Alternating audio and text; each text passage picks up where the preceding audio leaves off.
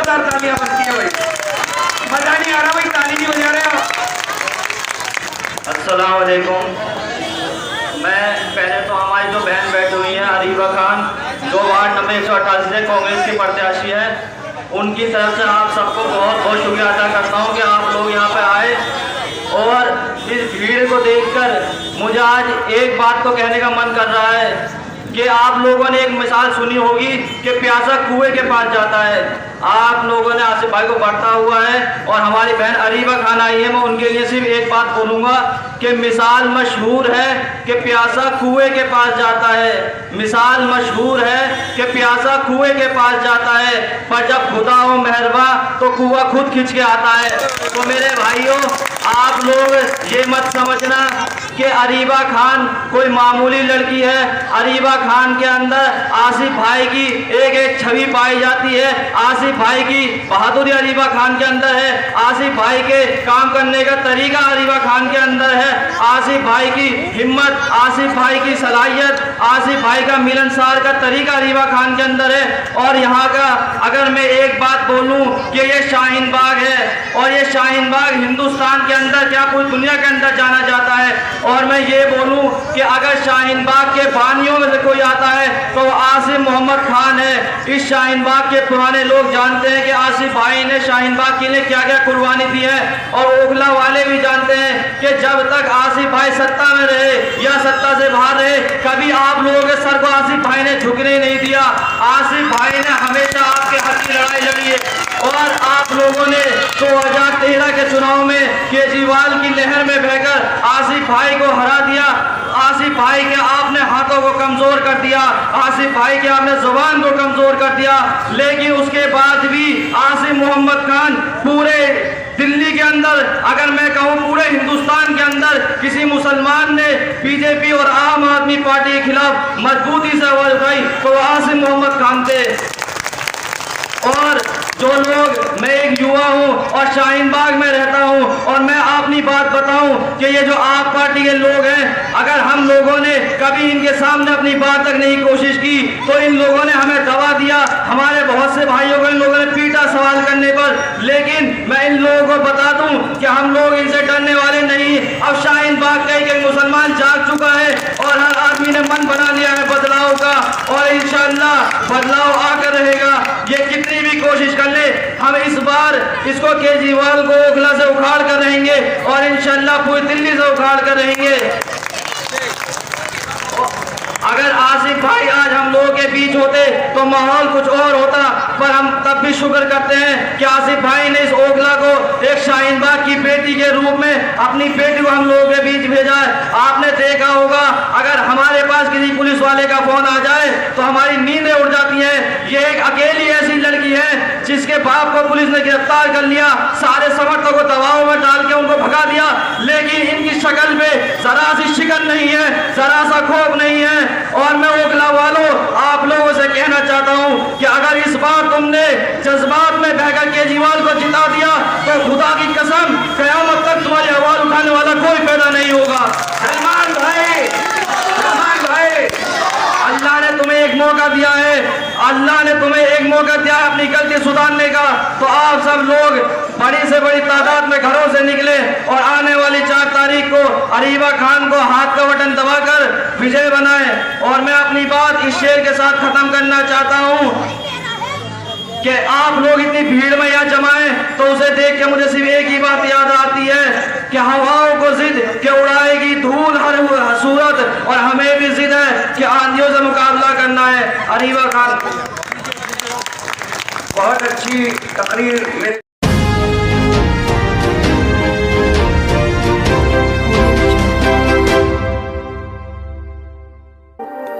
भाई के लिए जोरदार तालियां शहीद भाई के लिए बजती।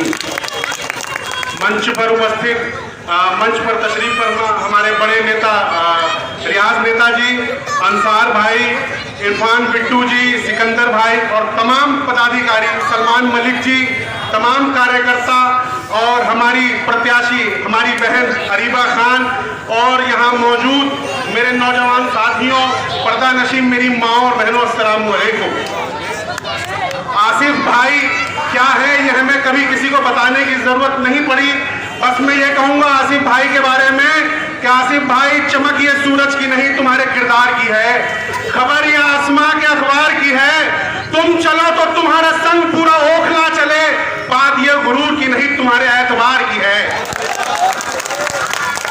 ये एतबार है आसिफ मोहम्मद खान का, विश्वास है कि कांग्रेस पार्टी ने बहन अरीबा खान को प्रत्याशी बनाया है और उस जगह से प्रत्याशी बनाया। साथियों आप याद रखना, जिस बस्ती का नाम, जिस शाहीन बाग का नाम पूरी दुनिया में, पूरे देश में नहीं बल्कि पूरी दुनिया में इतिहास के सुनहरे पन्नों में दर्ज है इस वक्त, उस शाहीन बाग से टिकट दी है।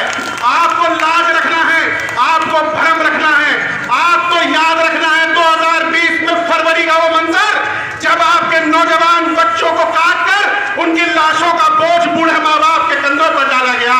वो मत भूलना, तुम्हारी माँ और बहनों के साथ उनकी इस्मत दरी की गई। तब ये दिल्ली का मुख्यमंत्री अरविंद केजरीवाल चुपचाप और खामोश बैठा, तुम्हारे चलते हुए घर को, तुम्हारे फुकते हुए घर को बैठकर तुम्हारे चलते हुए घर का तमाशा देख रहा था। मत भूलना, मत भूलना, जब ये याद आए कि कोरोना काल में इसने तुम्हारी इबादत गाहों पर ताला लगवाया, तुम्हें नमाज पढ़ने से रोका और जब उससे भी उसका मन न भरा तो उसने तुम्हारे आलिम दीन, तुम्हारे आलिम उलमाओं के ऊपर उंगली उठाई और उनको गिरफ्तार करने में कोई कसर नहीं छोड़ी। मौलाना साद साहब का नाम आप सब जानते हो।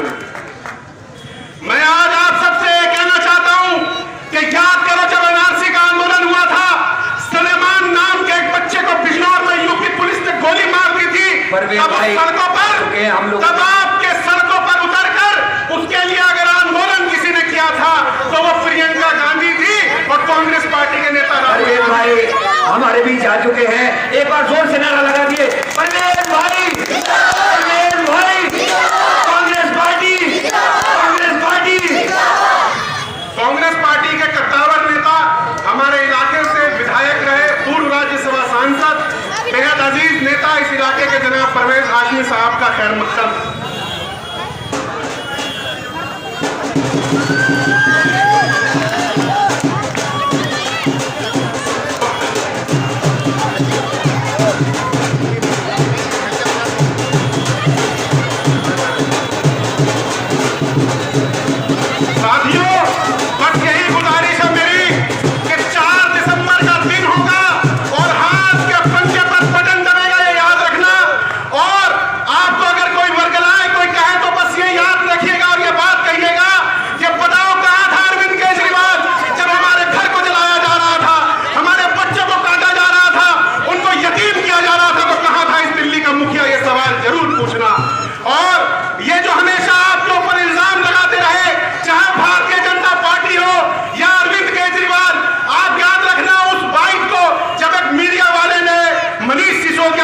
मुख्यमंत्री से पूछा कि बताइए बिल्किस बानो के ऊपर आप क्या कहना चाहेंगे, तो उसने पूछा, उसने कहा कि मुझे बिल्किस बानो के ऊपर नहीं, आप मुझसे कोई और सवाल पूछिए, किसी प्रोग्रेस की बात पूछिए।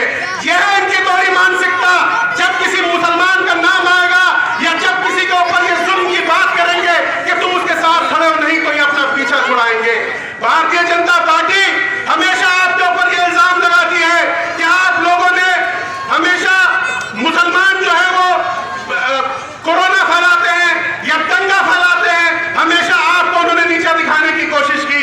लेकिन मैं कहता हूं कि भाजपा वालों, मजहब के नाम पर जुल्म और सितम हम नहीं करते, वफा की आड़ में सियासत हम नहीं करते, मरकर भी इस जमीन की कोख में जाते हैं गुस्ल करके, अपने वतन की मिट्टी को नापाक हम नहीं करते। इन्हीं बातों के साथ मैं बस एक अपील करके जा रहा हूं कि 4 दिसंबर को बहन अरीबा खान को जिताकर यह आपको संदेश देना है कि एनआरसी में हमारे नाम पर चुप रहने वालों, तुम्हारे मुंह पर करारा तमाशा है ये। और सदर साहब, एक सदर साहब हाथों में पतंग लिए आए थे, और उनसे पूछिए कि कहां थे वो एनआरसी के वक्त जब यहाँ की बहनें, माएं और छोटे छोटे मासूम बच्चे 7 डिग्री और 8 डिग्री के ठिठुरते हुए ठंड में बैठे थे आंदोलन में। तब क्या सदर साहब को याद नहीं आई? सदर साहब, आपके हाथों में जो पतंग है उसकी डोर भाजपा और आरएसएस के हाथ में है, उसके कन्ने आपके सालार में नहीं, उसके कन्ने आरएसएस और भाजपा बुन रही है। इसी के साथ मैं अपनी बात खत्म करता हूँ। सईद भाई का बहुत बहुत शुक्रिया कि आप 2 मिनट में अपनी बात रखें। इमरान भाई दोस्तों सभी को मेरा अस्सलाम वालेकुम। और हमारे यहाँ ओखला के अंदर जो हमारी आसिफ भाई की लड़की अरीबा खान जो खड़ी है, इनको आपको कहीं ना कहीं इस ओखला से साहिल बाग की सीट से जिताना होगा।